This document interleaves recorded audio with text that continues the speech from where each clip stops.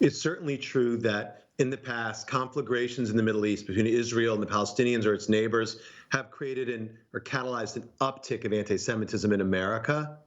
But what we're seeing now is more drastic and, frankly, more dangerous. The ADL tracked between the 2 weeks of the conflict and the 2 weeks before a 63% increase. And that surge is far greater than what we've seen in prior incidents, like 2014, for example. That is the head of the Anti-Defamation League, one of the largest groups fighting anti-Semitism in America. He's talking about horrific incidents like an attack on Jewish people outside a restaurant in Los Angeles where a caravan of cars flying the Palestinian flag shouted slurs at them before it turned violent, with men dressed in all black kicking and punching the diners. New York City also seeing a rash of attacks, including teenagers circling Orthodox Jews and shouting anti-Semitic slurs at them on the Sabbath in Brooklyn in broad daylight as they were heading to temple.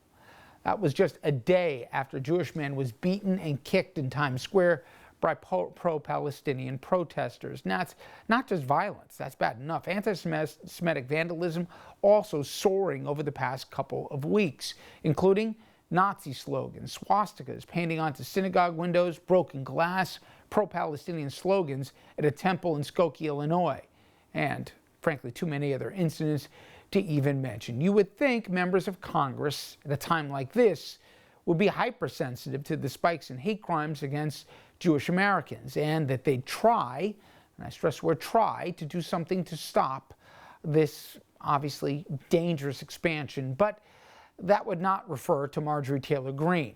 The QAnon-following and Trump-loving Georgian Republican recently spouted out this filth when asked about Nancy Pelosi's mask mandate on the House floor.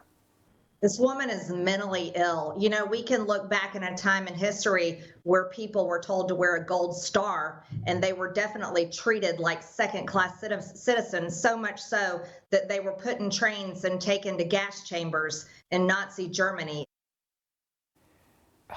When she was asked about those comments and given an opportunity to walk them back, she doubled down and even got more offensive and idiotic, if that's possible. I stand by all of my statements. I said nothing wrong, and I think any rational Jewish person didn't like what happened in Nazi Germany, and any rational Jewish person doesn't like what's happening with overbearing mask mandates. Even Kevin McCarthy, the House GOP leader who's so beholden to Trumpism, it's a joke, even he finally has denounced Greene's comments. McCarthy issuing a statement calling Greene's comments appalling and deeply troubling. It is worth noting it did take McCarthy 5 days to comment on what Greene said and keeps on saying. I want to bring in our guest to discuss Joel Rubin. He's executive director of the American Jewish Congress. He has spent his childhood, by the way, worshiping at the Tree of Life Synagogue in Pittsburgh. His parents there the night before a gunman killed 11 people during a service in 2018. And Joel, that's how you and I got to meet. So anybody who believes that it's the conflict in the Middle East that's sparking the ugliness that we're seeing and the violence, they're delusional, or they haven't been paying attention. Why, though? Why has it gotten so bad and so ugly and so violent? Yeah, Richard, it's great to be with you, and thank you for this setup, because you touch on all the key points. It is a treacherous moment right now for American Jews, no doubt about it. We are feeling the pressure and the heat from the left and the right. We are witnessing hate speech in our public forums. We are seeing members of Congress like Marjorie Taylor Greene, who knows nothing about the Holocaust, nothing at all, publicly comparing life-saving masks to the walking of millions of innocents to the slaughter. It's just beyond the pale. And so the rhetoric here, is something that in my lifetime, and I appreciate you bringing up Tree of Life, in my lifetime, I have never seen it this bad. And it's on a trajectory that continues to get worse.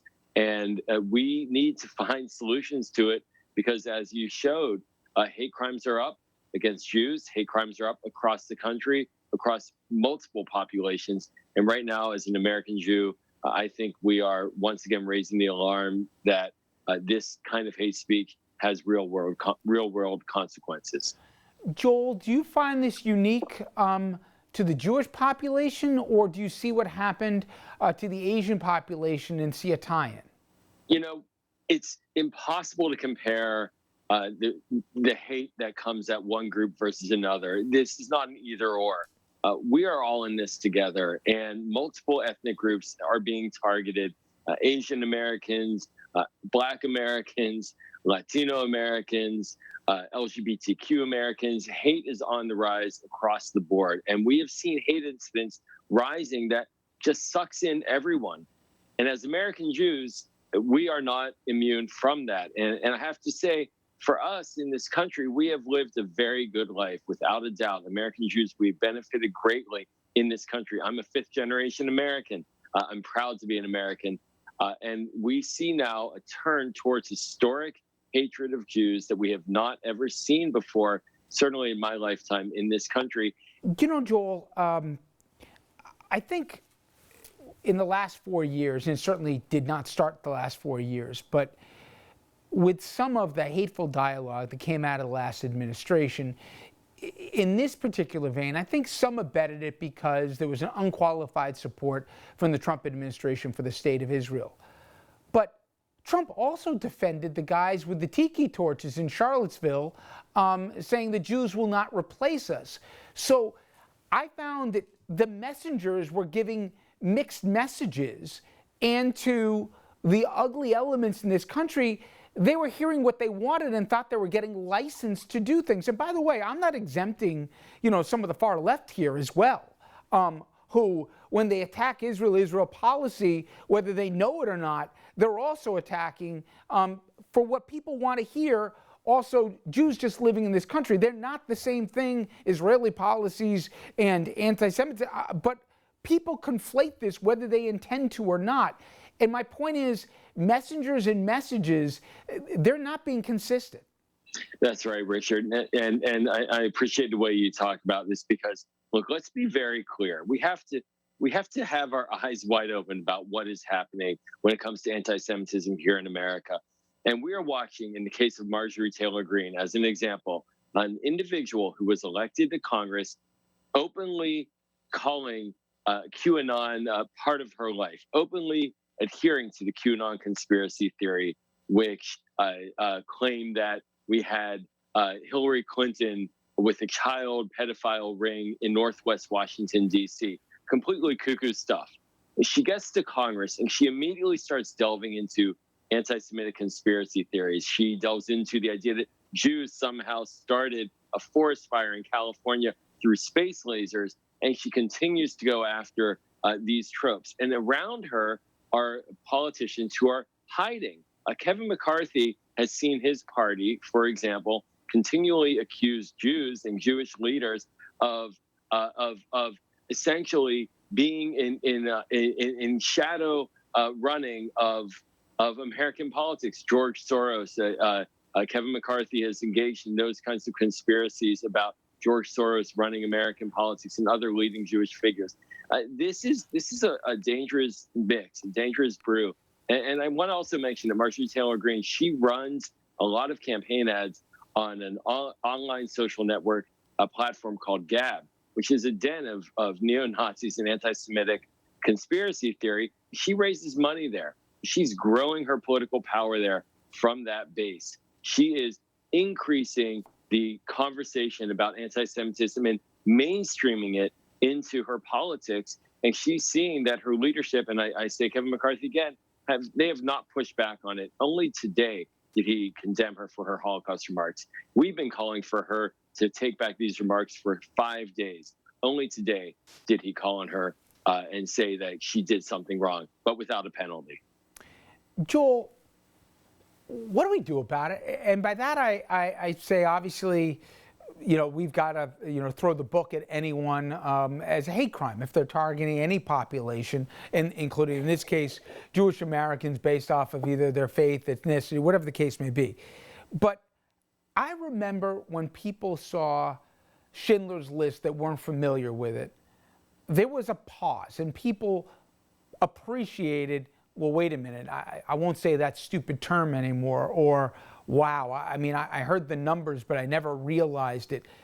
Does there need to be a re-education? This isn't unique to the U.S. I've done a lot in this program about what we're seeing in Eastern Europe and even Western Europe as well here. Globally, it seems that there's collective amnesia when you let the hateful rhetoric get out of hand. But that said, how do we combat it? Yeah, we are really grappling with something that is a bit of a global phenomenon as well. And there are reports as well about foreign interference and disinformation being part of this mix. Well, that's not a surprise. But at the core of it, we need leadership. We need people at the top. We need our elected leaders and our politicians to stand up and communicate clearly about what is and is not acceptable speech. If someone is denying the Holocaust, that's not acceptable. If someone is using anti-Semitic tropes, that is not acceptable. And that cuts across the board. Right now, we have a leadership deficit in America. That's the problem.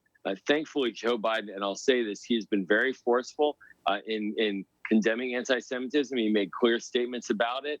And we see that, but that's one person, it's one office. This needs to be across the board.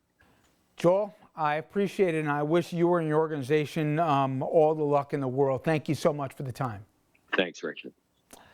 All right, a little bit later in the program, we're going to come back to this topic. We're going to be speaking with the author of a book about the Holocaust that is sadly particularly relevant right now. But first, after the break, we're going to show you how George Floyd is being remembered a year to the day after his death.